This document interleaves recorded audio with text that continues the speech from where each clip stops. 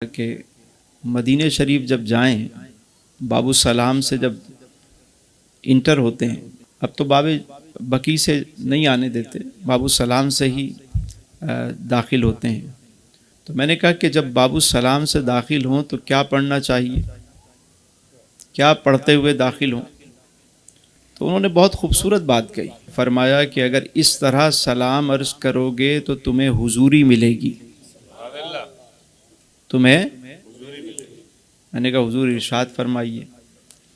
فرمانے لگے کہ جب باب السلام سے داخل ہو تو سیدھا قدم رکھ کے اس کے بعد تم نے قرآن کریم کی یہ آیت مبارکہ تلاوت کرنی ہے۔ لقد جاءکم رسول من انفسکم عزیز علیہ ما عنتم حریص علیکم بالمؤمنین رؤوف الرحیم فَإِن تَوَلَّوْا فَقُلْ حَسْبِيَ اللَّهُ لَا إِلَٰهَ إِلَّا هُوَ عَلَيْهِ تَوَكَّلْتُ وَهُوَ رَبُّ الْعَرْشِ الْعَظِيمِ۔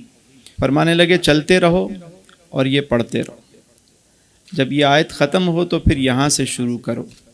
وَلَوْ أَنَّهُمْ إِذ ظَلَمُوا أَنفُسَهُمْ جَاءُوكَ فَاسْتَغْفِرُوا اللَّهَ وَاسْتَغْفَرَ لَهُمُ الرَّسُولُ لَوَجَدُوا اللَّهَ تَوَّابًا رَحِيمًا۔ یہاں پہنچو تو پھر اس کے بعد یہ آیت درود شروع کرو۔ ان اللہ وملائکتہ یصلون علی النبی یا ایھا الذین آمنوا صلوا علیہ وسلموا تسلیما۔ درود پاک پڑھی۔ اللہم صلی علی سیدنا مولانا محمد معدن الجود والکرم وعلی آلہ واصحابہ وبارک وسلم۔ آیت درود ختم ہوگی تو تم سنہری جالیوں کے سامنے پہنچ چکے ہوگے، اور پھر درود پاک پڑھنا شروع کر دو۔ پڑھتے رہو۔ الصلاۃ والسلام علیک یا رسول اللہ، الصلاۃ والسلام علیک یا رسول اللہ، الصلاۃ والسلام علیک یا حبیب اللہ۔ پھر فرمانے لگے یوں کہا کرو، اسألک شفاعت یا رسول اللہ، اسألک شفاعت یا رسول اللہ، اسألک شفاعت یا رسول اللہ۔ شیخین کریمین کی خدمت میں سلام، اور پھر درود پاک پڑھنا شروع کر دو۔